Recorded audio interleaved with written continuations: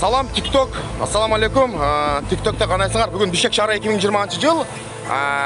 Өзүңүзгө деле маалым болгондой, Ак үйдө эми тосмолор жок болот. Биз өзүбүздүн оюбузду эми кеңири Ак үйдүн ичине кирип, жана Бишкек шаарынын мэри Болбок Төлөбаев дагы айтып кетти. Ушул жерде беймарал айланып жүрө беребиз. Дал өзүңүздөр деле көрүп атасыздар. Мен азыр Ак үйдүн тосмолору алынгандан кийин беймарал Ак үйдүн ичине кирип, ошол жердеги охранага чейин, кароочуларга чейин беймарал кирип, ушул жерде тазалыкты сактап, жана кандай бир көйгөйлөр болсо, ушул жерде отурган жогорку кеңештин депутаттарынын эл өкүлдөрүнө дагы чыгууга аябай жакшы мындай шарт түзүлдү.